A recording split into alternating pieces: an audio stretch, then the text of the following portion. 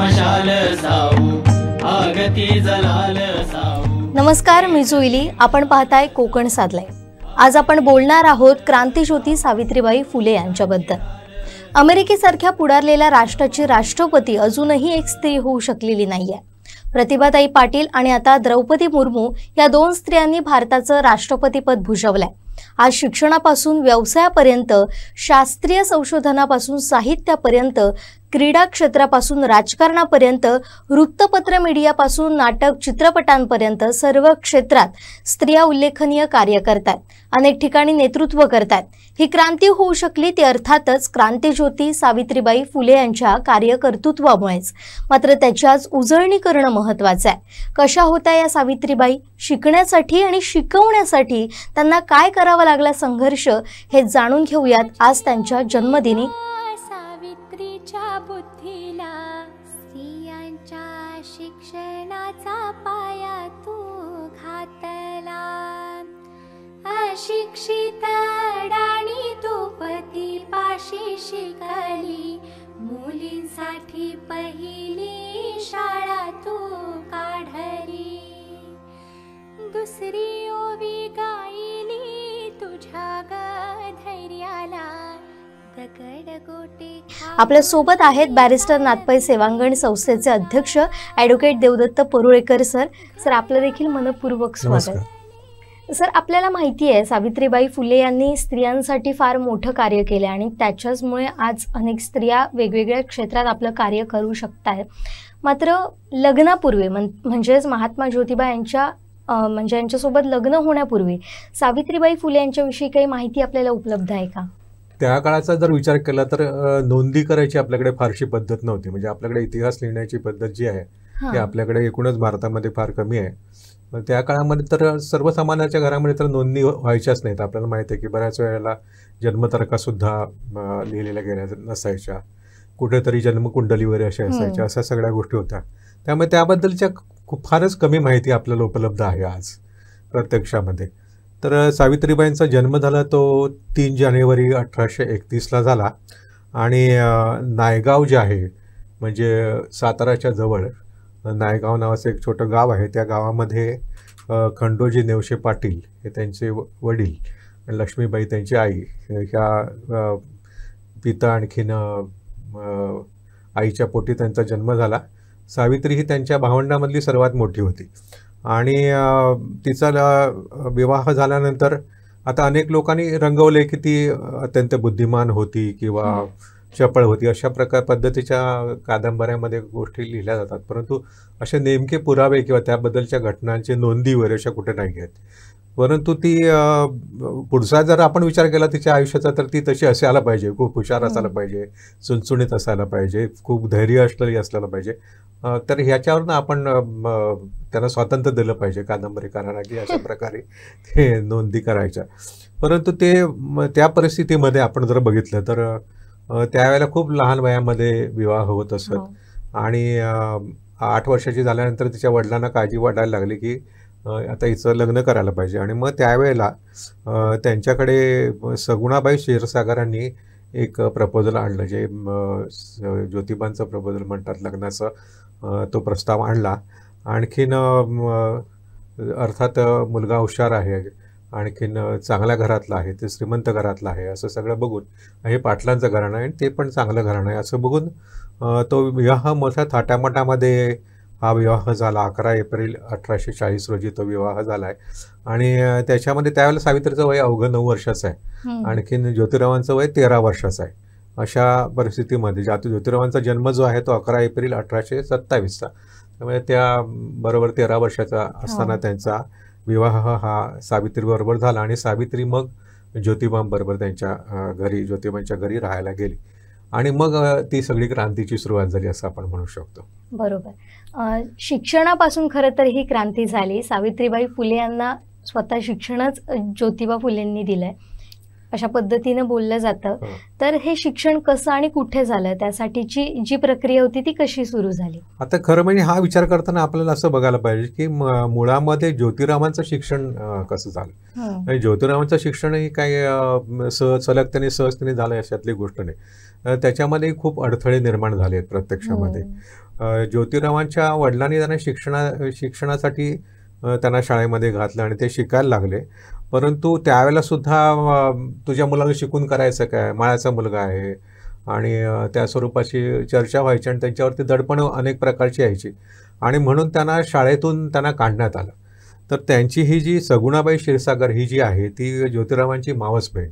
प्रत्यक्षामध्ये ज्योतिरावांची आई खूप लहानपणी निवर्तली, त्यामुळे ज्योतिरावांचा सांभाळ करण्यासाठी ती जी आहे ती यांच्या घरामध्ये येऊन राहिली आणि ज्योतिरावांचे वडील तिला बहिणीसारखा मान देत असत. आणखीन त्यांनी खूप काळजीने ज्योतिरावांचं संगोपन केलेलं आहे. ज्योतिराव तिला आऊ म्हणत असत. आणखीन तिला ज्योतिराव हा बुद्धिमान आहे, खूप चांगला शिकणार आहे असं वाटायचं आणि यांनी खूप शिकायला पाहिजे. तिला शिक्षणाबद्दल खूप आस्था होती आणि त्याच वेळेला आपण असं बघतो की त्यासाठी ती सातत्याने सांगायची ज्योतिरावांच्या वडिलांना की त्याला पुढे शिकून दे. परंतु त्याच वेळेला त्यांच्या बाजूला एक गफार बेग मुन्शी नावाची चांगला जमीनदार होता. ते ज्योतिरावांच्या वडिलांना सांगायला लागले की तुम्ही त्याचं शिक्षण बंद करू नका, त्याला शिकून दे. त्याच्यावर त्याच वेळेला लिजिट साहेब नावाचा एक मिशनरी त्या बाजूला होता आणि त्याने खूप गोविंदरावांची समजूत घातली की ज्योतिरावला शिकवून दे आणि पुढचा काळ हा शिकणाऱ्या लोकांचा आहे, त्यासाठी तुम्ही त्याचं शिक्षण थांबू नका, तो शिकणार आहे तर त्याला तुम्ही शिकू द्या. आणि म्हणून मग त्यांचं पुन्हा शिक्षण सुरू झालं. आता हे पुन्हा शिक्षण ज्याला सुरू झालं त्याच सुमारास ज्योतिरावांचा विवाह झालेला आहे आणि माझा नवरा शिकतोय आणि येथून घरामध्ये येऊन तो बुकं वाचतोय, हा जे प्रकार आहे त्याचं खूप सावित्रीला कौतुक आहे की माझा नवरा असं हे वाचतोय, अमकं करतोय. आणि ती बघायची की ज्योतिराव ग्रंथ वाचतायत, त्याचे हे करतायत. आणि म्हणून तिने एकदा धाडसाने ज्योतिरावांना असं म्हटलं की मी बुकं वाचू शकेन काय. सावित्रीबाईने असं म्हटल्यानंतर ज्योतिरावांना खूप त्याचं कौतुक वाटलं की ही असं विचारते आणि हिला आपण शिकवलं पाहिजे, हिला जर शिकण्याची इच्छा असेल तर. परंतु स्त्रियांना शिक्षण देणं, माझ्याच शिक्षणात एवढ्या अडथळा आल्या तर स्त्रियांच्या शिक्षणावरती तर बंदरच होती, स्त्रियांनी शिकायचं नाही अशी परिस्थिती होती. तर हिला कसं शिकवायचं. मग ज्योतिराव काय करायचे तर त्यांच्या मळ्यामध्ये ज्यावेळेला ते शेती करायला जायचे तेव्हा शेतीमध्ये दुपारच्या वेळेला सगुणाबाई म्हणजे सगुणाबाई क्षीरसागर आपली मावस बहीण आणखीन ही सावित्री, ह्या दोघांचं शिक्षण त्यांनी तिथं सुरू केलं. प्रत्यक्षामध्ये भूमीवरती म्हणजे जमिनीवरती अक्षर काढायची वगैरे अशा पद्धतीने त्यांनी त्यांना शिकवायला सुरुवात केली. मग अक्षर काढायचे.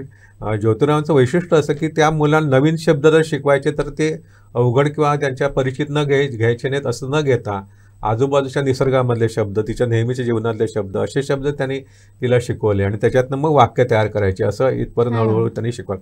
म्हणजे हे जे सगळं शिक्षण आहे ते ज्योतिरावानेच सावित्रीचं सगळं शिक्षण घरात केलं आहे. पूर्णपणे तिला घरामध्ये सगळं शिक्षण त्यांनी दिलं आणि त्या पद्धतीने ती शिकायला लागली.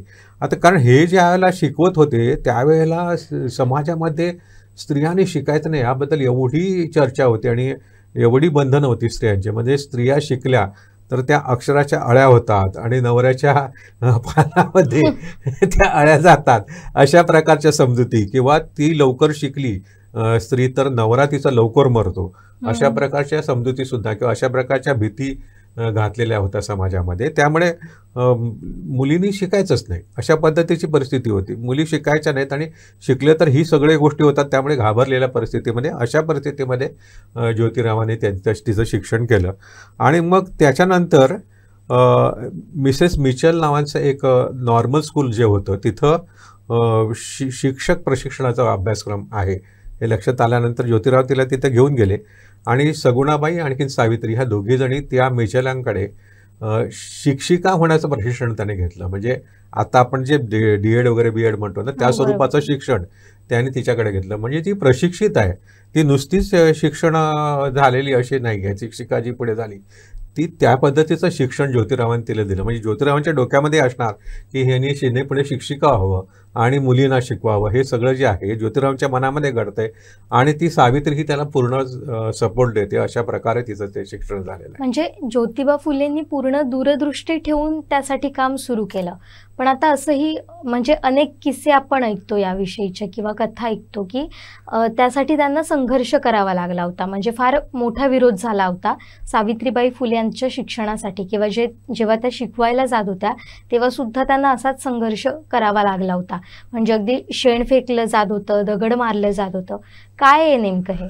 आता ज्या वेळेला मुली शिकल्या पाहिजेत ह्याच्याबद्दल ज्योतिरावांची हे होती की त्यांना असं वाटायचं की जर एक स्त्री शिकली तर कुटुंब शिकतं. ते त्यांनी पुढे तो सिद्धांत म्हणून खूप प्रसिद्ध झाला आहे की एक स्त्री शिकली तर कुटुंब शिकतं आणि पुरुष शिकला तर एक व्यक्ती शिकते. त्यामुळे स्त्रियांनी शिकलं पाहिजे ह्याच्याबद्दल ते खूप आग्रही होते. आणि म्हणून मग त्यांनी आपल्या मित्रांमध्ये ही गोष्ट सांगितली. मित्रांनी ती गोष्ट उचलून धरली आणि अशा प्रकारची तू शाळा सुरू कर असं त्यांनी ठरवलं. आणि म्हणून तात्याराव भिडे होते, त्यांनी आपल्या भिडे वाड्यामध्ये ती शाळा करायला त्यांना परवानगी दिली. आणि तिथं जाऊन त्यांनी पहिल्यांदा 1848च्या मध्यावरती पहिल्यांदा दलित आणि मुस्लिम मुलींसाठी शाळा सुरू केली. आता हे दलित मुस्लिमांचं काका शाळा, कारण त्या बेगनी त्यांना जे प्रोत्साहन दिलेलं आहे लहानपणी शिक्षणासाठी, त्याची जी आठवण आहे ती आपल्यावर त्यांचे उपकार आहेत ते त्यांना माहीत आहे. त्यामुळे मुस्लिम आणि दलित अशा ज्या स्त्री आहेत त्यांच्यासाठी भिडेवाड्यामध्ये त्यांनी पहिल्यांदा शाळा सुरू केली. ही 1848ची गोष्ट आहे.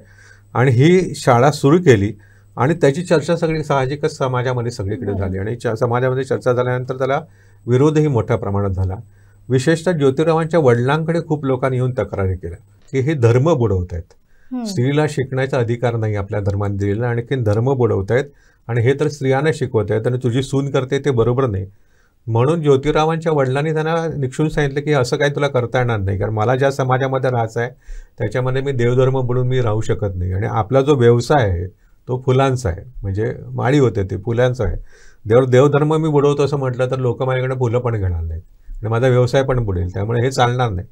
तेव्हा तो म्हणालेला की तर असं असेल तर तू म्हणालेले तुला जर काय, तर ज्योतिराव म्हणाले की नाही मला ते शिक्षणाचं काम पुढे चालू ठेवायचं आहे. तर तसं असेल तर तू घर सोड. घर सोड म्हटल्यानंतर ज्योतिराव आणि सावित्रीबाई दोघांनीही घर सोडलं आणि घर सोडून ते बाहेर आले. आता पुन्हा प्रश्न निर्माण झाला की आता कसं ते चालवायचं. आणि त्यावेळेला उस्मान शेख नावाचा त्यांचा मित्र, त्यांना राहायची जागा दिली. काही काळ मग 48 ही जी शाळा आहे ती भिडेवाड्यातली बंद झाली आणि अहमदनगरला जाऊन सावित्रीबाईंनी पुढे आणखीन काही शिक्षण घेतलं. आणखीन त्या परत आल्या आणि परत आल्यानंतर 1851मध्ये त्यांनी पुन्हा अण्णासाहेब चिपळूणकरांच्या वाड्यामध्ये सुरू केलं स्त्री शिक्षण करणारी शाळा होती. आता ही जी शाळा काढली त्याला आपल्याला लक्षात येतं, तू म्हणते तसं खूप लोकांनी विरोध केला. म्हणजे जाता येता टोमणे मारणं किंवा जाता येता त्यांच्याबद्दल त्याला विरोध करणं, शिव्या घालणं किंवा रस्ता अडवून धरणं, चिखल टाकणं, शेण टाकणं अंगावरती, काही वेळा खडे मारणं, ह्या सगळ्या गोष्टी सातत्याने ते करायचे काही लोक. आणि तिने जाऊ नये अशा प्रकारचा प्रयत्न सातत्याने तिथे चाललेला होता. तर ज्योतिराव म्हणायचे की अगं तुला हा त्रास होता येतो. पण ते म्हणाले की तुम्ही काय काळजी करू नका, मी जाताना एक लुगडं घेऊन जाते, माझे कपडे घाण झाले तर ती 2 लुगडी घेऊन जायची, तिथं गेल्यानंतर लुगडं बदलायची आणि शिकवायची आणि परत येताना ती त्या लुगड्याने यायची. हे दररोज ती करायची. अशा पद्धतीने तिथं चालू होतं. लोकांना ती म्हणायला लागली की अरे तुमच्या बहिणींना मी शिकवण्याचं पवित्र कार्य करते आणि ते करताना तुम्ही तरी मला त्रास दिला तरी तुमच्याशिवाय मी ओव्यांसारखं समजेन, तुम्ही मला जे शाप दिलेला आहे त्याच्यामुळे मी फुलांसारखे समजेन, आणखीन तुम्ही काय करताय तुम्हाला कळत नाही आहे, देव तुम्हाला माफ करो आणि तुमचं कल्याण हो, असं ती चिंतित होती. म्हणजे आपण जी संतांची वृत्ती म्हणतो अशा स्वरूपाची तिची वृत्ती होती असं ती सांगत होती. आणि त्याच वेळेला परंतु ती अत्यंत कणखरी होती. म्हणजे एकदा तर असं झालं की एका ठिकाणाने तिला अडवलं प्रत्यक्षामध्ये, तर ते म्हणाले की आता तू परत जा, नाही तर पुढे काय होईल हे मला माहीत नाही. एवढं ती म्हटल्याबरोबर तिने आपला पदर खोचला, आणखीन एक सणसणीत त्याच्या कानपडीत मारून दिली. त्याला काय होतं हे कळे लक्षणं बरं, कारण असं काय होईल अशी अपेक्षाच त्याला नव्हती आणि तो घाबरून मग पळाला. आणि हे तिचं ते त्याबद्दल धैर्य, पण प्रसंगी ती धैर्यही दाखवायचे. मात्र ज्योतिरावांना लक्षात आलं की असं होतं आहे. मग ज्योतिरावांनी एक त्याच्यासाठी शरीर संरक्षकच त्याच्यासाठी नेमला, तिच्याबरोबर येते. त्याच वेळेला हे मुलीच्या शाळेमध्ये आणायच्या. मग पहिल्यांदा फक्त 8 मुली आलेल्या आहेत. त्या मुलींना आणणं हे सोपं नव्हतं. म्हणून कित्येक पालक काय करायचे, म्हणजे आज आपल्याला हे ऐकताना सुद्धा आश्चर्य वाटतं की हे त्यांनी काय काय केलंय. तर ते पालक गोंडपाटामध्ये अक्षरशः मुलीला घालायचे आणि ते गोंडपाट घेऊन तिकडे यायचं आणि आल्यानंतर तो गोंडपाट सोडायचा आणि मुलगी बाहेर यायची. शिक्षण झाल्यानंतर संध्याकाळी शाळा संपल्यानंतर पुन्हा त्या गोंडपाटात घालून मुलीला घेऊन जायचं. आता हे जे आहे म्हणजे फारच आपल्याला हे विचित्र वाटतं की असं आपल्याकडे होत असेल शिक्षणाचं. आणि अशा पद्धतीने त्या मुलींना शिकवायची. त्यावेळेला चर्चा खूप म्हणजे त्याची व्हायची. वृत्तपत्रात जी चर्चा झाली ती बघून आपल्याला आश्चर्य वाटतं. म्हणजे त्यावेळेच्या शिकल्याचं, आपण पुण्याला शिक्षणाचं माहेरघर म्हणतो, तर त्या शहरामधल्या वृत्तपत्रामध्ये जी आलेली पत्र आहेत की स्त्रियांनी शिकू नये. तर स्त्रियांनी का शिकू नये, तर स्त्रिया शिकल्यामुळे त्या आपल्या नवऱ्याला चावट चावट पत्र लिहितील. म्हणजे जणू का अरे म्हणजे पुरुष काय करत होते. मी म्हणतो पुरुष इतक्या वर्ष शिकतायत ना, पण हा विचार न करता अशा प्रकारचे युक्तिवाद लोकांनी केलेले आहेत. आणि त्याने त्यासाठी स्त्रियांनी शिकल्यानंतर त्या उन्मत्त होतील वगैरे वगैरे हे सगळं जे आहे ते जोरात त्यावेळेला चालू होतं. आणि हे सगळं चालू असताना ते अतिशय उत्तम प्रकारचे जे शिक्षण, म्हणजे सावित्रीबाई, आपण लक्षात घेतलं पाहिजे की सावित्रीबाई ह्यांनी जे हे केलं त्या पहिल्या आद्य भारतीय शिक्षिका आहेत. पहिल्या भारतीय शिक्षिका आहेत आणि त्याचबरोबर त्या पहिल्या भारतीय मुख्याध्यापिका पण आहेत. आणि त्यांनी हे जे काम सुरू केलं ते करताना आपल्याला असं लक्षात येतं की ह्याला मग एक स्वरूप द्यायला पाहिजे. आणि म्हणून ही एकच शाळा घेऊन चालेल का, तर नाही आहे. तर उस्मान शेख जे होते ज्यांच्याकडे ज्योतिराव राहायला लागले, त्यांची जी बहीण आहे फातिमा शेख, तिला सुद्धा त्यांनी ट्रेनिंग दिलं आणि ती सुद्धा शिक्षिका म्हणून सावित्रीबाईंना जॉईन झाली. आणि मग त्यांचा करिअर वाढवला. काही शिक्षक घेतले जे शिकवायला तयार आहेत मित्र, ते त्यांना मदत करायला लागले. आणि त्यासाठी सावित्रीबाई आणि ज्योतिरावांनी नेटिव्ह फिमेल स्कूल्स पुणे आणि the society for promoting the education of Mahars Mangs and एक्सेट्राज.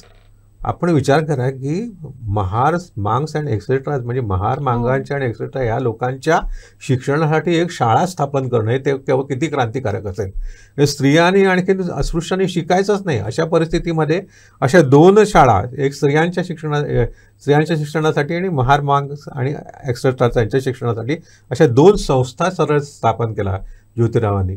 आणि त्यांच्यामार्फत अनेक शाळांचं जाळंच विणलं. अनेक शाळा तिथं काढल्या आणि त्या शाळांमध्ये खूप मुली शिकायला लागल्या. इथं अस्पृश्यही शिकायला लागले. त्यांच्यासाठी त्यांनी काम सुरू केलं.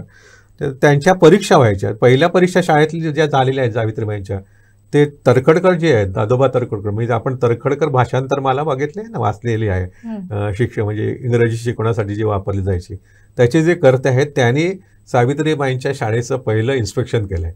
आणि ते रिपोर्ट असा दिला की खूप चांगलं शिकतायत ह्या मुली, अशा पद्धतीने त्याने रिपोर्ट केला. त्यानंतर त्यांची परीक्षा व्हायला लागल्या. ती दुसरी जी परीक्षा आहे तर ज्योतिरावांनी असं ठरवलं की ती जाहीर व्हावी. आणि म्हणून जे पुण्यातले जे पुणा कॉलेज आहे, म्हणजे त्या पुणा कॉलेज म्हणजे आताच SP कॉलेज, तर पुणा कॉलेजच्या आवारामध्ये मंडप घातला गेला आणि तिथं त्या मुलींची जाहीर परीक्षा होणार. अशा प्रकारे ती परीक्षा 12 फेब्रुवारी 1853ला ती परीक्षा झाली. आपल्याला आश्चर्य वाटेल की ती परीक्षा बघायला 3000 लोक उपस्थित होते, फक्त परीक्षा बघायला की मुली कशा शिकतायत आणि काय करतायत. आणि त्याची अतिशय उत्तम उत्तरं ह्या मुलींनी दिली. लोकांना आश्चर्य वाटलं की हे खूप चांगलं शिक्षण होतंय. आणि त्यावेळेला वृत्तपत्रामध्ये पत्र आलेत की ज्या ब्रिटिशांनी चालवलेल्या ज्या शाळा आहेत त्याच्यामध्ये अर्थातच पुरुष मुलं शिकत होती, तर त्यांच्यापेक्षा हे चांगलं शिकतायत. तर म्हणाले कदाचित पुढच्या कालखंडामध्ये ही भीती आहे की ह्या मुली ह्यांना कॉम्पिटिशनमध्ये सरपास करतील. त्यामुळे अशा प्रकारची भीती व्यक्त करणारी तसंच पुढे झालेलं आहे की स्त्रियांनी पुरुषांच्या वरती शिक्षणाच्या बाबतीमध्ये मात केलेली आपल्याला दिसून येते. हे जे आहे हे त्या काळामध्ये सावित्रीबाई करतायत. आणि अशा पद्धतीने ती जी परीक्षा झाली ती तब्बल 237 मुलींनी त्या शाळेमध्ये म्हणजे 51ला सुरू केलं. आणखी ही आपण बघितलं 53ला परीक्षा झाली. 253 मुलींनी ती परीक्षा दिली. त्याच वेळेला अस्पृश्यांच्या शाळेमध्ये सुद्धा जवळजवळ 258 3 शाळांमध्ये 258 विद्यार्थी शिकतायत. हे सगळं ते त्यावेळेला करतायत. आणि मुलं हे नुसतं शिकायचं नाही तर विचार करायला शिकायला पाहिजे. हे जे आहे हे सातत्याने ते त्यांच्यावर ठस होत आहेत. म्हणजे आपल्याला आश्चर्य वाटतं की त्या शाळेमध्ये एक ब्रिटिश अधिकारी त्यांच्या शाळेमध्ये आला असताना त्यांनी मुलांना ती खेळणी वगैरे, तुम्हाला काय पाहिजे, मी खेळणी देतो वगैरे. तर एका मुलीनं असं सांगितलं की आम्हाला खेळणी नको, तर आम्हाला वाचनालय द्या. एक मुलगी सांगते तिथली की मला वाचनालय द्या. त्यांच्या शाळेमध्ये शिकणारी मुक्ता साळवे नावाची मुलगी आहे. ती मुक्ता साळवे मुलगी जी आहे तिचं शिक्षण सुरू झाल्यानंतर 3-4 वर्ष झाले आहे, ती 14 वर्षाची आहे. तर तिने एक निबंध लिहिला आणि तो निबंध तो एवढा गाजला की त्या निबंधामध्ये ती काय म्हणते तर ते म्हणतात ते लाडू खाऊ भटजींनी, म्हणजे ते लाडू खाऊ भटजी असं सांगतात की वेद हे आमचे धर्मग्रंथ आहेत, परंतु हे धर्मग्रंथ वाचण्याचा देवबाप्पा आम्हाला अधिकार नाही. देवबाप्पा हे जे आमचे धर्मग्रंथ वाचण्याचा अधिकार नाही मग म्हणजे आम्हाला धर्म नाही. तर आमचा धर्म कोणता हे तू आम्हाला देवबाप्पा सांग, असं त्या तिने निबंधामध्ये लिहिलंय. म्हणजे 3-4 वर्षामध्ये ती किती विचार करायला लागली. आणि हा निबंध एवढा गाजला की तो निबंध त्यावेळेच्या मासिकांमध्ये प्रसिद्ध झाला. त्याच्यानंतर तो गॅझेटमध्ये प्रसिद्ध झाला. त्यानंतर त्या निबंधाच्या अनेक पुस्तकांमध्ये प्रसिद्ध झाला. तर मुक्ता साळवेचा हा निबंध खूप प्रसिद्ध आहे. अशा पद्धतीने विचार करणारी एक पिढीच्या पिढी स्त्रियांची सावित्रीबाईंच्या शाळेमध्ये शिकत होती, हे आपल्याला लक्षात येतं. बरोबर. पण आता हे झालं मुलींबाबतचं, किंवा नंतर अनेक महिला त्यांच्याशी जोडल्या गेल्यात. अनेक महिलांनी पण शिक्षणाचे धडे गिरवायला सुरुवात केली. यावेळी विधवांचा सुद्धा मोठा प्रश्न निर्माण झाला होता. त्यांचं सुद्धा शिक्षण तेवढंच महत्त्वाचं होतं. मग त्यासाठी सावित्रीबाई फुलेंचं काम काय होतं, त्यांनी कशा पद्धतीनं यासुद्धा महिलांना आपल्या या सगळ्यामध्ये सहभागी करून घेतलं? महिलांच्यासाठी सावित्रीबाई अत्यंत सावधपणे काम करतात. म्हणजे आपल्याला लक्षात येते की 52 साली ते महिला सेवा मंडळ नावाचे एक मंडळ स्थापन करतात.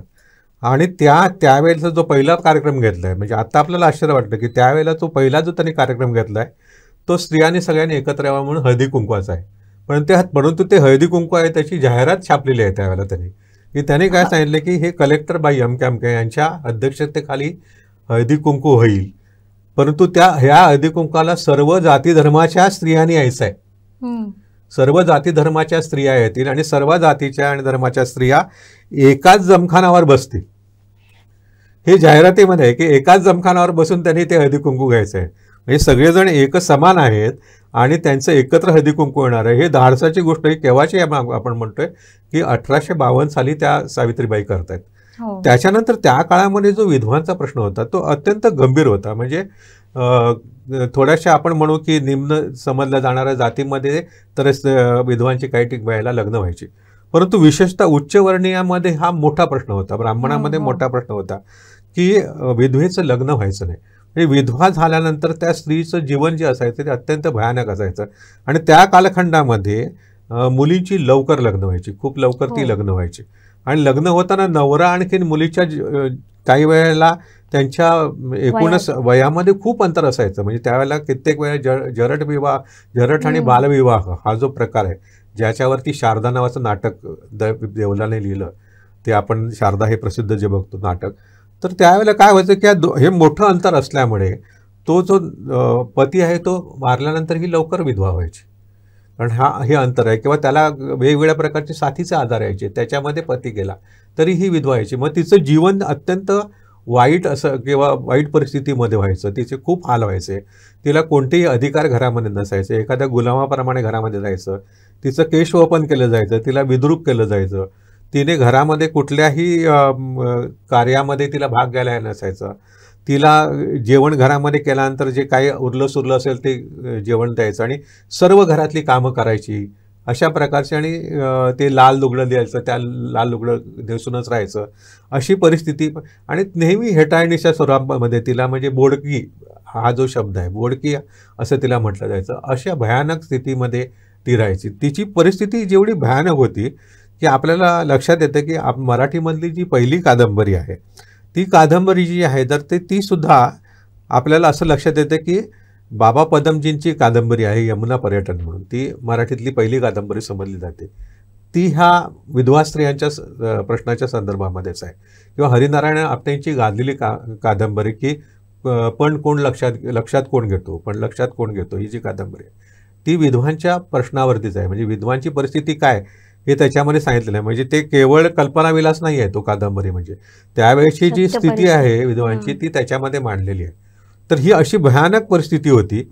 आणि त्यावेळेला सावित्रीबाईंच्या विधवांचं काम सुरू व्हायला एक गोष्ट घडली, एक वेगळी गोष्ट घडली की त्या गोष्टीमुळे सावित्रीबाई ज्योतिराव एकदम त्यांच्या लक्षात आलं की हे खूप भयंकर आहे आणि हे आपण करायला पाहिजे.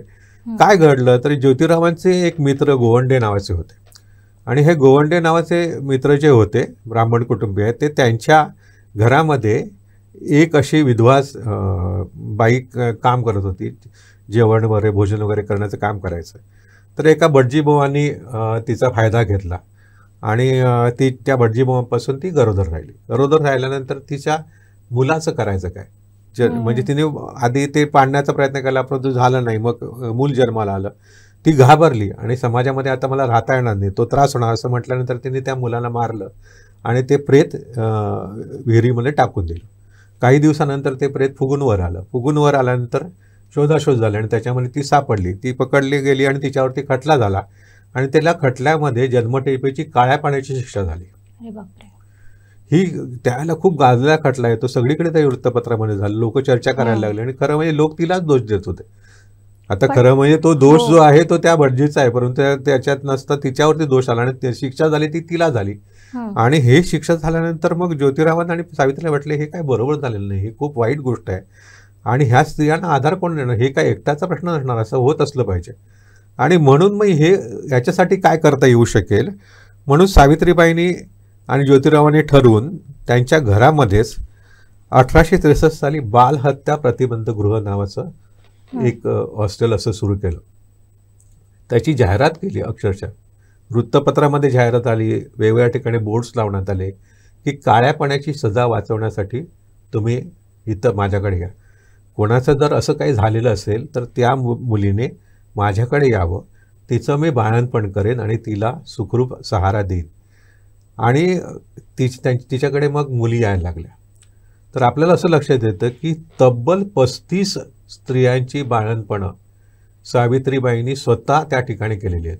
35 म्हणजे आज आपण म्हणतो की मुलगी जरी घरामध्ये बाळंतपणा आली आणि आता तर बाळंतपणं सगळी हॉस्पिटलमध्ये होतात, सगळं असताना आजही ते केवढं अवघड आहे हे आपल्याला माहीत आहे. तर त्या 35 स्त्रियांची बाळंतपणं केली, त्यांना सहारा दिला, त्यांच्या कित्येक मुलांनाही पुढे आयुष्यामध्ये सहारा दिला.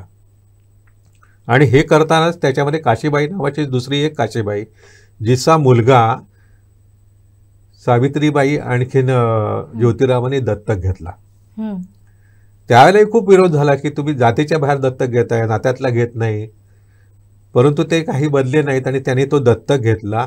यशवंत त्याचं नाव, त्याला त्यांनी शिकवलं, पुढे डॉक्टर केलं.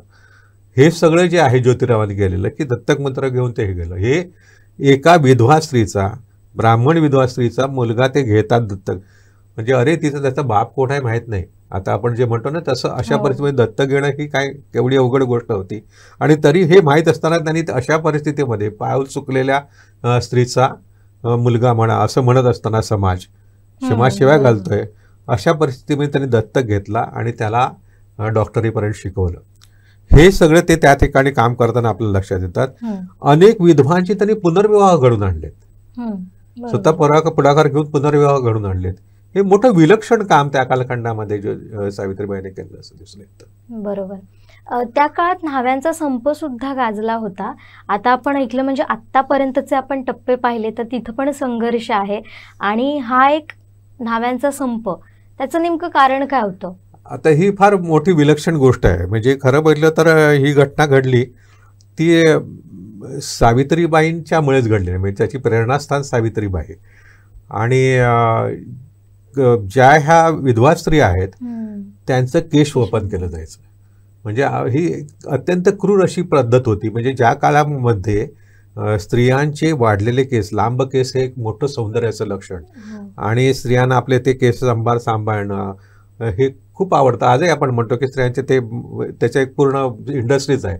परंतु ती त्या स्वरूपाचं त्यांना केस सांभाळणं किंवा ते सजवणं, फुलं माळणं, ह्या सगळ्या गोष्टी ज्या स्त्रियाने केल्या असतील लहानपणापासून, त्यांना एकदम नवरा वाढल्यानंतर त्यांचे केस पूर्ण काढायचे, म्हणजे सरळ भाजरायचे, सरळ टक्कल करायचं, अशा प्रकारे त्याचे केस. आणि केस ही गोष्ट आहे ती पुन्हा पुन्हा वाढते आणि त्यामुळे दर महिन्यामध्ये त्यांना त्या न्हाव्याला बोलवायचं आणि अक्षरशः त्या मुलीला त्यांच्यासमोर लोटलं जायचं. आणखीन ते भयानक पद्धतीने कंपल्शन करून ते केस कापले जायचे किंवा भादरले जायचे. हा प्रकार घरोघर व्हायचा. आणि ही भयंकर क्रूर गोष्ट आहे असं लक्षात आलं होतं सावित्रीबाईचं. तर हे थांबवलं पाहिजे. हे थांबवणार कसं? पण लोकांना सांगून ते थांबवणार नाहीत. म्हणून तिने एक युक्ती करायची ठरवलं की तिने असं म्हटलं की आपण केस वादळतात त्याच न्हाव्यानाच जरा हे समजून सांगितलं की तुम्ही करता हे बरोबर नाही, तर ते तयार होतील का. म्हणून तर तिने आपल्या सहकाऱ्यांशी बोलले होते. नारायण मेघाजी लोखंडे हे ज्योतिरावांचे एक सहकारी आहेत, ज्यांनी पहिला संप घडवून आणलेला आहे कामगारांचा. ते अत्यंत प्रभावी असं नेतृत्व असलेले व्यक्ती होते. तर त्यांना हे तिने समजून सांगितलं, त्यांना ते पटलं आणि त्यांनी सगळ्या तिथल्या न्हाव्यांची एक मोठी सभा बोलवली. 23 मार्च 1890ला ही सभा झाली. ज्योतिराव त्याला आजारी स्वरूपामध्ये आहेत, म्हणजे आपल्या लक्षात येतं की सावित्रीबाईचं ते पूर्ण कॉन्ट्रिब्युशन आहे. मोठी त्यांनी सभा बोलवली आणि त्या सभेमध्ये त्या न्हाव्यांना हे तिने पटवून दिलं सावित्रीबाईने की आपल्या बहिणीवरतीच तुम्ही अत्याचार करताय, तर तुम्ही हे तुम्हाला काय मिळतं याच्यामध्ये. ते म्हणाले 1 डबू पैसा मिळतो. तर म्हणाले 1 डबू पैशासाठी तुम्ही तुमच्या बहिणीचं आयुष्य असं करणार का, तर असं करू नका. ते त्यांना पटलं. जवळजवळ 500 न्हावी या सभेला उपस्थित आहेत आणि त्यांनी सगळ्यांनी निर्धार केला की आम्ही ह्याच्यापुढे हे केस वादळण्याचं काम करणार नाही, आम्ही संप करणार. आणि ही गोष्ट एवढी गाजली त्यावेळेला की 9 एप्रिल 1890च्या टाइम्स वृत्तपत्रामध्ये, इंग्लंडच्या टाइम्स वृत्तपत्रामध्ये याची बातमी आली. ही मोठी बातमी तिकडे वाचली आणि तिथल्या इंग्लंडमधल्या स्त्रियांनी सावित्रीबाईच्या अभिनंदनाची पत्र पाठवली तिला की तू हे खूप चांगलं काम केलंयस म्हणून. आणि अशा पद्धतीने जगामधला कदाचित असेल पहिला न्हाव्यांचा संप हा ह्यांनी घडून आणला आणि त्यानंतर ती स्त्री पद्धत थांबवण्यासाठी प्रयत्न केले. हे जरी केलं त्यांनी खूप आणि मोठ्या प्रमाणात हे कमीही झालं आणि ज्या घरामध्ये लोक जरा समजूतदार होते त्या घरामध्ये हे करू नये हे पटायला लागलं.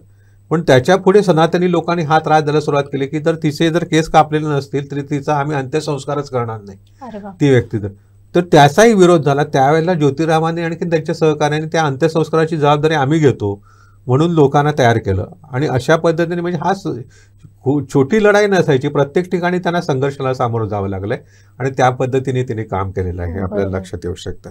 हो, आता आपण एकीकडे बघितलं तर शिक्षणासाठी आव्हान होतं मुलींच्या, त्यानंतर विधवांसाठी त्यांचं काम सुरू होतं आणि दुसऱ्याच बाजूला दुष्काळासारखा सुद्धा सामना करावा लागलेला होता.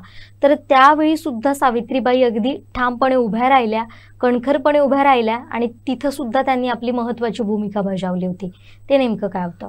1877ला मोठा दुष्काळ पडला आणि त्यावेळेला सावित्रीबाईंनी अन्नान्न दशा झाली. गुरंढोरांना पाणी नाही, गुरंढोरं मरत आहेत, लोक बोंड वगैरे खाऊन कसं तरी जगतायत. हे सगळं वर्णन तिने आपल्या ज्योतिरावांनी लिहिल्या पत्रामध्ये आपल्याला वाचायला मिळतं की काय भयानक दुष्काळाची स्थिती आहे.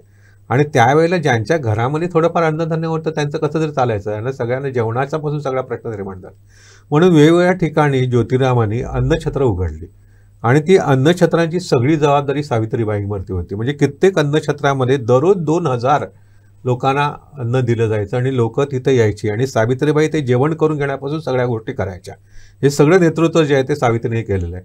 आणि त्यावेळेला अनेक लोकांना कित्येक काळ त्यांनी अन्नधान्य पुरवलं आणि त्यामुळे लोकांना जो त्या पद्धतीचा आधार लागतो तो आधार त्यांनी दिलेला आहे. ही खूप महत्त्वाची गोष्ट असते. लोक शेवटी अन्न ही पहिली गोष्ट आहे की जी गरज माणसाची आहे ती भागणार आणि त्यावेळेला त्यांनी ते सगळं केलं आणि त्यामुळे लोकांचा पाठिंबा त्यांच्या एकूण कामाला वाढत गेलेला आपल्याला. बरोबर. आणि गरीब मुलांसाठी सुद्धा त्यांनी वसतिगृह सुरू केलेलं होतं, तर ते कसं चालायचं? कारण बाहेर आता शिक्षणाची सोय सगळीकडे नव्हतीच, त्यामुळे जिथं शिक्षणाची सोय असेल तिथं लोक यायची. तर काही लोक बाहेर नाही यायला लागली. आणखीन तिथं शिकायला म्हटल्यानंतर ते ज्योतिराव आणि सावित्रीबाईंनी आपल्या घरामध्येच त्या मुलांसाठी वसतिगृह काढलं आणि त्या वसतिगृहामध्ये ती मुलं शिकायची. तर त्या वसतिगृहामध्ये जी मुलं आहेत त्यांना इतक्या प्रेमाने सावित्रीबाई वागायची. त्यांनी आपल्या आठवणी लिहून ठेवल्या आहेत की आमची आई आमच्यावरती प्रेम करणार नाही इतकी ही आमचं प्रेम करते, आमची काळजी घेते, आम्ही आजारी पडलो तर आमची सगळी देखभाल करते. म्हणजे एका आईच्या मायेने हे सगळं सातत्याने ते करतायत आणि सावित्रीबाई हे सगळं करत होती. म्हणजे कित्येक वेळा ती ह्या सगळ्या कामावरती इतका खर्च करायची की ज्योतिरावाने म्हटलेलं आहे की अरे अगं सावित्री तू खूप खर्च करतेस, हा खर्च सांभाळ. कारण ज्योतिराव अनेक व्यवसाय त्यावेळेला करायचे आणि त्याच्यातनं जे काही उत्पन्न मिळायचं. सावित्रीबाई आणि ज्योतिराव ह्यांनी संपूर्ण आपल्या कामामध्ये कधीही एक पैशाचा मोबदला घेतलेला नाही. सावित्रीबाई सगळ्या शिक्षणामध्ये अजिबात एकही पैशाचा मोबदला न घेताना हे काम करते तर ज्योतिराव म्हणतात की अगं एवढा खर्च करू नको. तर ती म्हणायची का अरे पैसे घेऊन कुठे जायचं आहे का आपल्याला पैसे घेऊन कुठे जायचं आहे, मला काही याची गरज नाही, तर मी ह्यांच्यासाठीच करणार. अशा पद्धतीचं तिचं ते काम होतं असं आपल्याला लक्षात येऊ या शकतं. दोघांनीही स्वतःला समाजासाठी वाहून घेतलं होतं, ते मगाचपासून आपल्या बोलण्यामध्ये जाणवतंय आणि इतिहासामध्ये त्याची नोंद झालेली आहे. पण शोधक समाज हा त्यातलाच एक महत्त्वाचा भाग. तर त्यामध्ये सावित्रीबाईंचं स्थान नेमकं कोणतं? ज्योतिरावांना जेव्हा लक्षात आलं की ज्योतिरावांना हे लक्षात आलेलं होतं की लोकांना धर्माची गरज असते. पूर्णपणे ज्योतिराव एका पद्धतीने त्यांना हे गोष्टी धर्माचे बंधनं जरी आवश्यक वाटत नसले तरी धर्माची गरज लोकांना असते हे त्यांच्या लक्षात आलेलं होतं.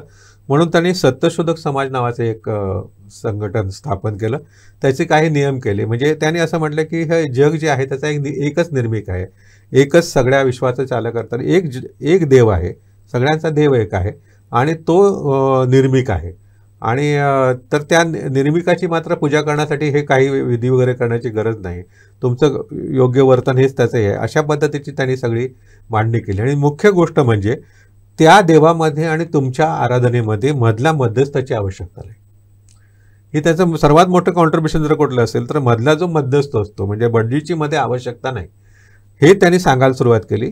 आणि त्यामुळे मग त्यांनी त्याच्यासाठी आता लग्नाचा विवाह सुद्धा जर सत्यशोधकी विवाह पद्धती नावाची एक पद्धत ते काढतात.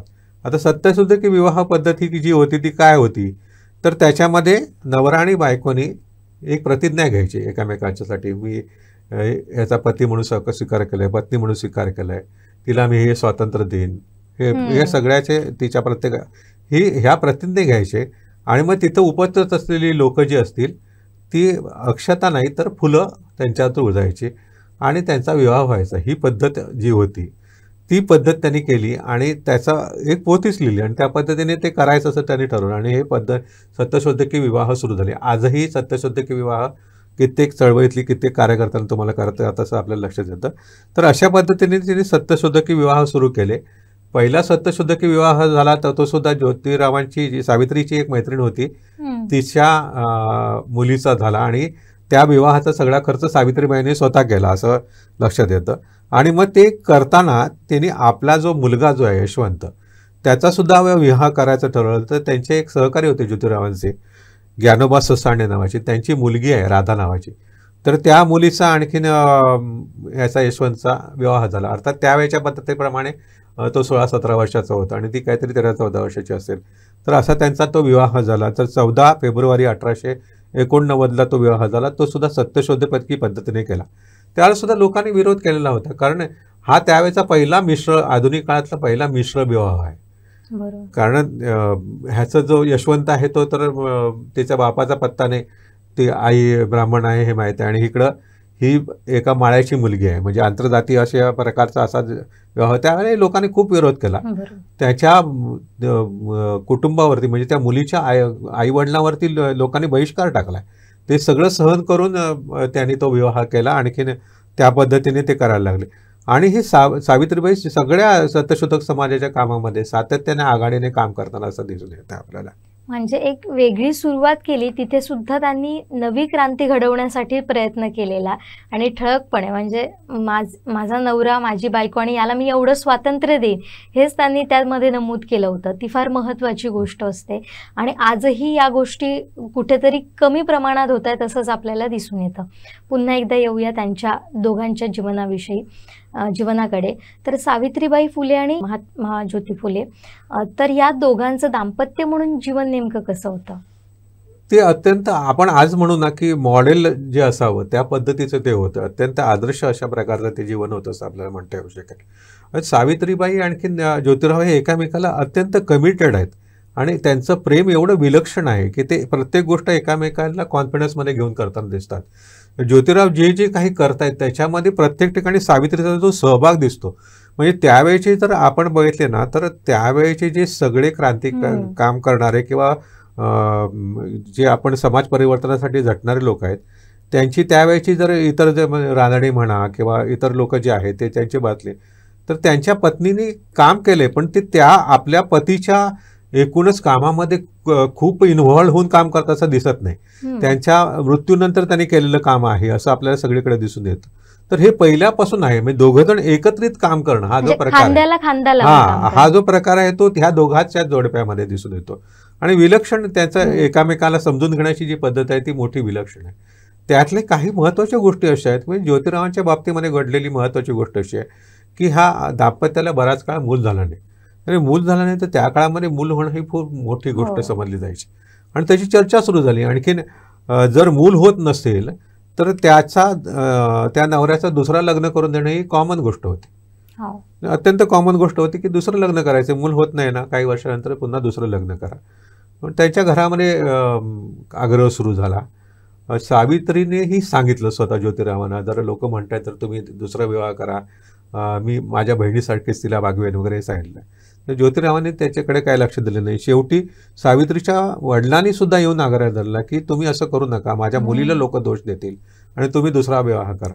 त्याला जो ज्योतिरावांनी प्रश्न विचारला आहे की समाजाला त्यांनी असा प्रश्न विचारला की तुम्ही म्हणताय की सावित्रीमध्ये काहीतरी दोष आहे म्हणून मी दुसरं लग्न करावं, पण दोष सावित्रीमध्ये न नसता माझ्यामध्ये जर असेल तर तुम्ही सावित्रीला सवत आणा असं आता म्हणताय, तर तुम्ही सावित्रीला सवता आणाल काय?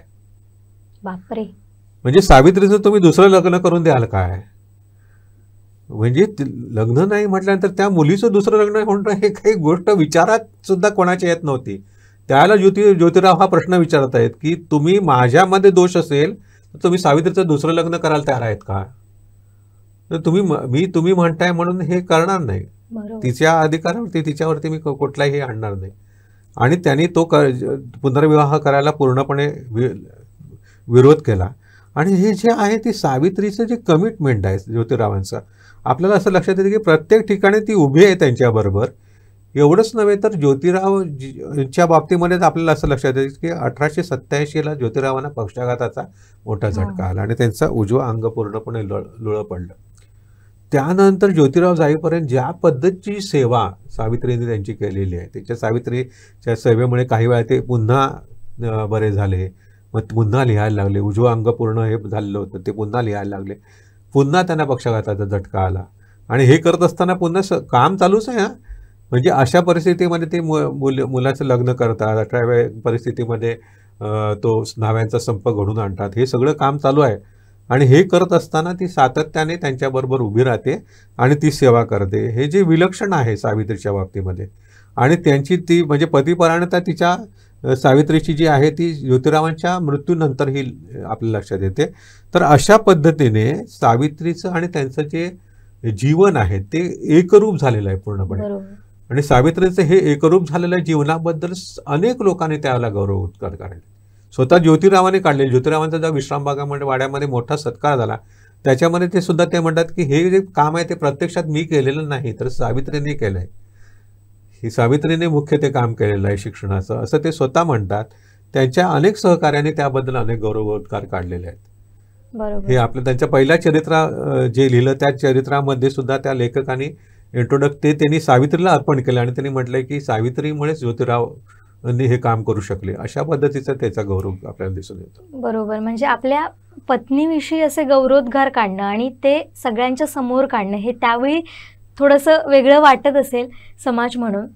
पण आता जर आपण पाहिलं तर आदर्श जोडपं कसं असावं तर या दोघांचं नाव घ्यायला काही हरकत नाही असं आपण म्हणायला हवं. म्हणजे आपल्या बायकोचं स्वातंत्र्य, तिचा सन्मान राखणं, तिला आदर देणं ह्या फार महत्त्वाच्या गोष्टी असतात ज्या ज्योतिबा फुलेंनी केल्या त्या काळामध्ये.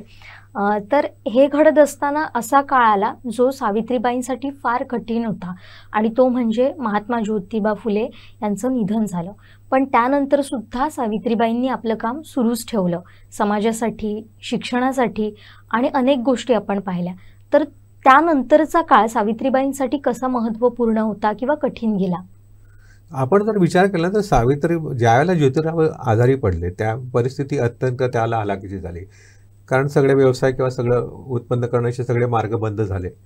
त्यांना कुठलाही पैसा मिळत नव्हता आणि अशा अवस्थेमध्ये म्हणजे अक्षरशः दैन्य होतं. म्हणजे काही वेळा तर ज्योतिरावांवरती उपचार करण्यासाठी पैसे नव्हते. त्यावेळेला गोले नावाचे डॉक्टर होते, त्यांनी मोफत उपचार केले. आणखी त्यांना आरोग्य देण्याचा प्रयत्न केला, परंतु फार हालाकीची परिस्थिती होती.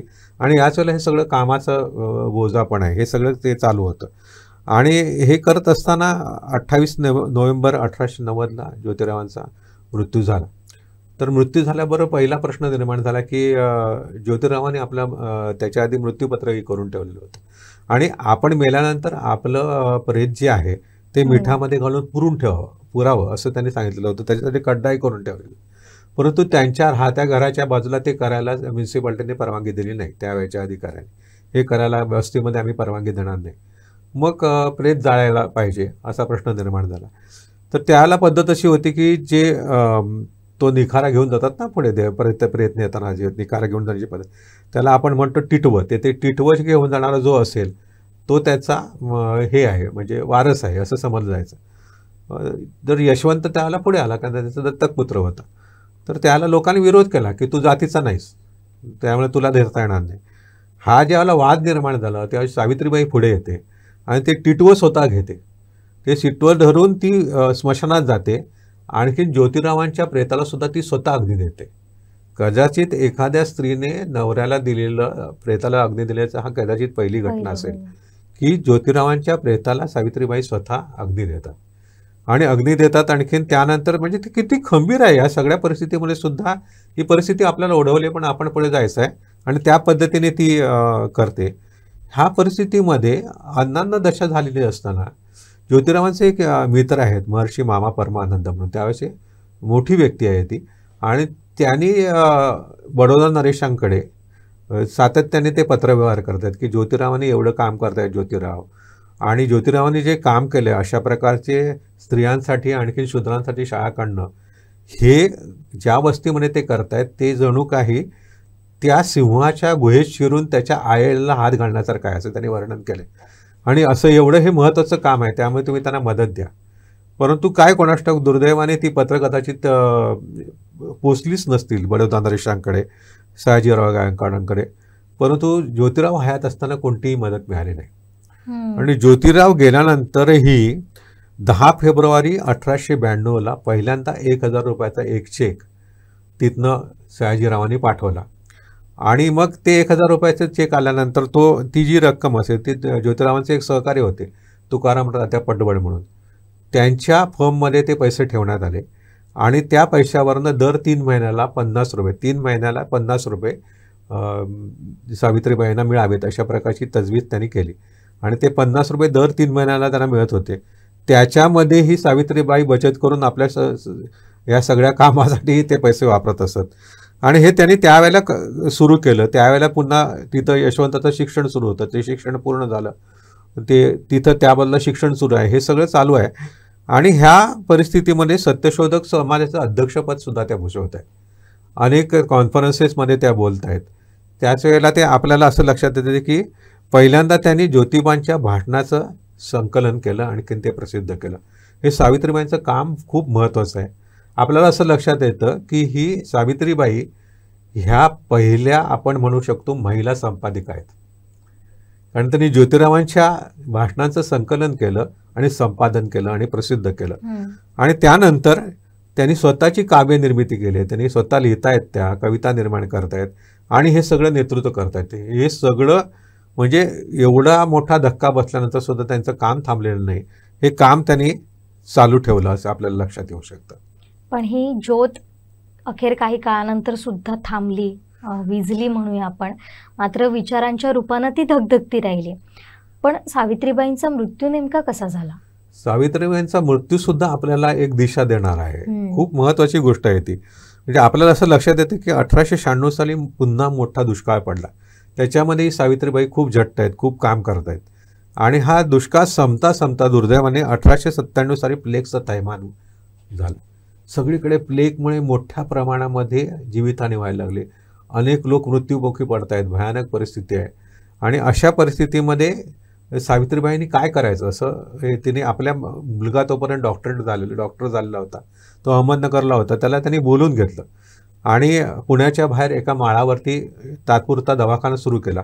आणि त्या ठिकाणी पेशंट्स घेऊन जायचे, हे चालू होतं.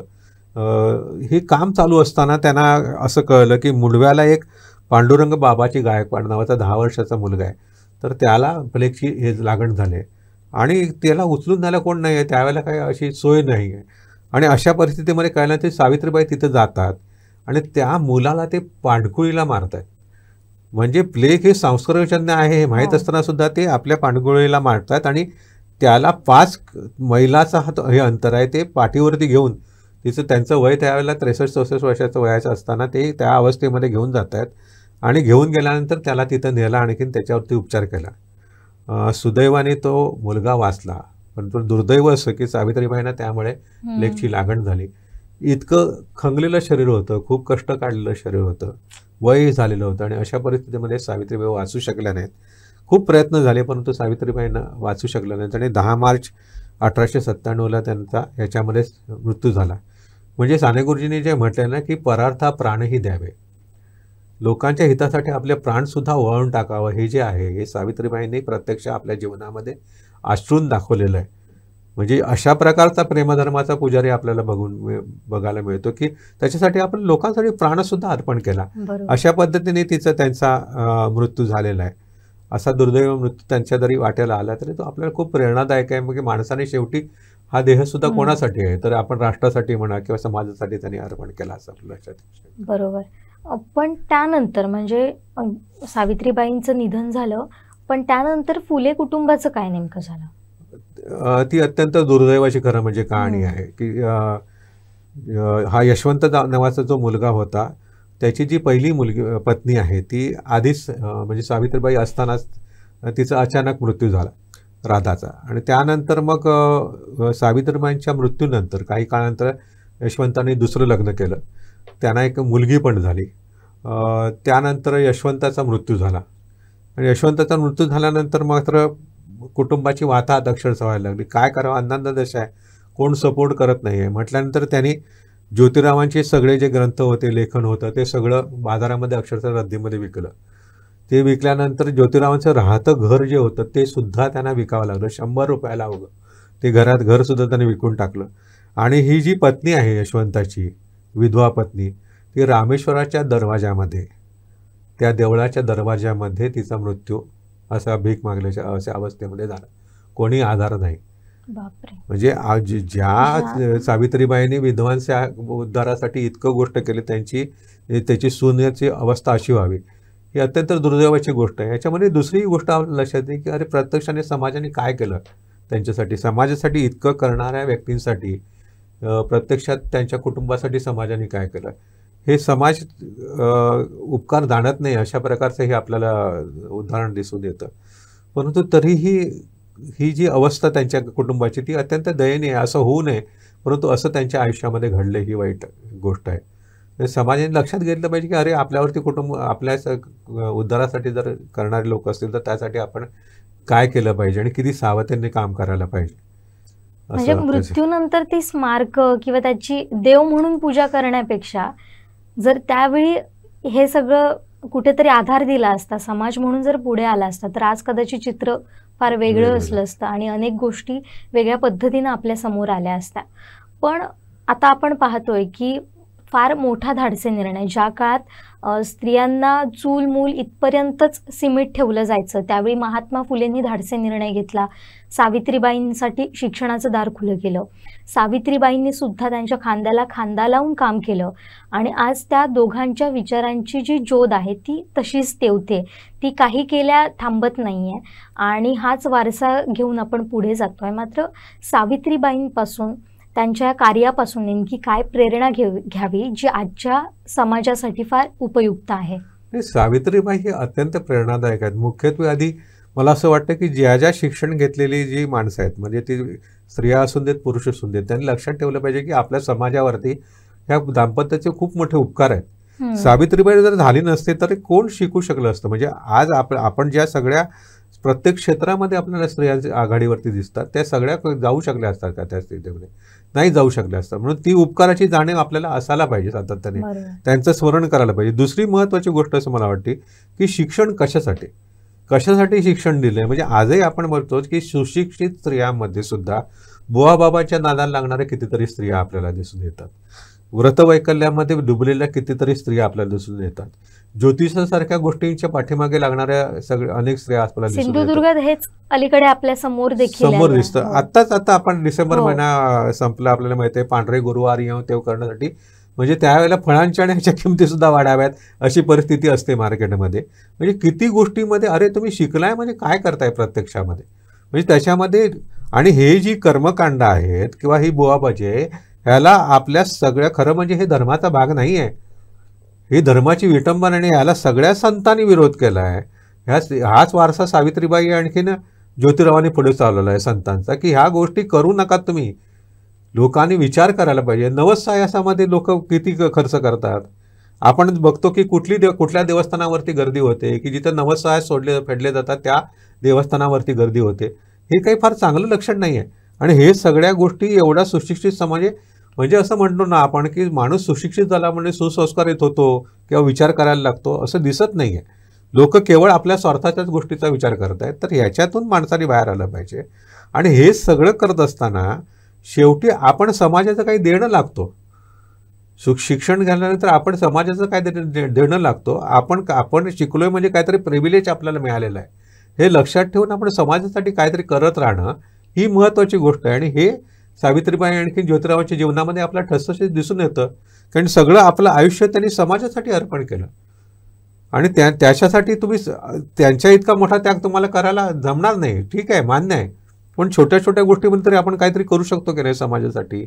खूप गोष्टी आहेत आपल्याला आजूबाजूला, अनेक गोष्टी दिसतात की कितीतरी लोकांना आधार देण्याची आज गरज आहे. मुलांच्या बाबतीमध्ये आधार देण्याची गरज आहे. कित्येक कुटुंबामध्ये नवरा बायका आहे, समजा मूल नाही, त्यांच्या म्हातारपणाचं काय.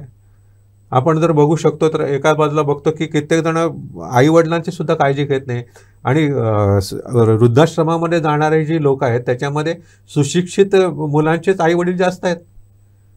ही सगळी जी अवस्था आहे ही भयानक आहे. तर ह्या बाबतीमध्ये आपण लक्षात घ्यायला पाहिजे. दुसरी महत्त्वाची गोष्ट म्हणजे आज कुटुंब संस्थाच नाहीशी होत चाललेली आहे. त्यामुळे पती आणि पत्नीमध्ये असलेलं सामंजस्य याचा एक मोठा आदर्श तुमच्यासमोर ठेवला आहे यांनी. की मला असं एक वाटतं की ही लोक ना की खूप त्यांच्यासमोर एक ध्येय होतं आणि त्या कामाने ते एवढी प्रेरित झालेली होती की अशा क्षुल्लक गोष्टींकडे लक्ष द्यायला त्यांना वेळच नसायचा. आपण किती क्षुल्लक गोष्टींसाठी घरोघर भांडणं होतात, घरोघर ते कुटुंब तुटतात. तर असल्या छोट्या छोट्या गोष्टींचा विचार न करता आपल्यासमोर विशाल ध्येय ठेवावीत माणसांनी. आणखी समाजामध्ये खूप काही गोष्टी करता येण्यासारख्या आहेत लोकांना आनंदी करण्यासाठी. लोकांच्या आनंदामध्ये आपला आनंद आहे हे जर आपण लक्षात घेतलं, लोक आनंदी झाली, समाज आनंदी झाला, तर त्याच्यामध्ये आपणही आनंदी होऊ. ह्या भूमिकेतून जर आपण काम करत राहिलो तर खऱ्या अर्थाने त्यांना श्रद्धांजली वाहिल्यासारखं होईल. तर नुसतं त्यांचं नाव घेतलं, पूजा केली, परंतु आपल्यामध्ये काहीच वर्तन हे नाही, असं जर झालं तर त्याचा काहीच उपयोग होणार नाही. तर हा आदर्श आपण घेतला पाहिजे असं मला वाटतं. नक्कीच सर. आता या नोटवर आपण थांबूया. तो आदर्श घेणं फार गरजेचं आहे. जो विचार या दोघांनी दिला तो पुढे घेऊन जाणं गरजेचं आहे आणि डोळसपणे खरं तर विचार करणं महत्त्वाचं ठरेल. तर नेहमीप्रमाणे सर तुम्ही महत्त्वपूर्ण माहिती दिलात. संपूर्ण सावित्रीबाई फुले असतील, महात्मा फुले असतील, त्यांचं कार्य तुम्ही उलगडून सांगितलं. आणि जसं तुम्ही म्हटलात त्यांचा विचार जर आपण पुढे घेऊन गेलो तरच ती सावित्रीबाई फुले यांना श्रद्धांजली ठरेल, अभिवादन ठरेल. तर धन्यवाद सर. पुन्हा एकदा आपले मनपूर्वक आभार. जर आता आपण पाहिलं तर सावित्रीबाई झाल्याच नसत्या तर मी आज स्वतः कुठे असते हा प्रश्नच मनात आला की गोंधळायला होतं आणि घाबरायला होतं. ज्यांना शाळा कॉलेजात जायला मिळालं, शिकायला मिळालं, त्या प्रत्येक स्त्रीनं सावित्रीचं स्मरण नित्य करायला नको का हा विचार आता तुम्हीही नक्कीच करा. आता इथंच थांबतोय. पाहत रहा कोकणचं नंबर 1 महा चॅनल कोकण 7 लाईव्ह. धन्यवाद.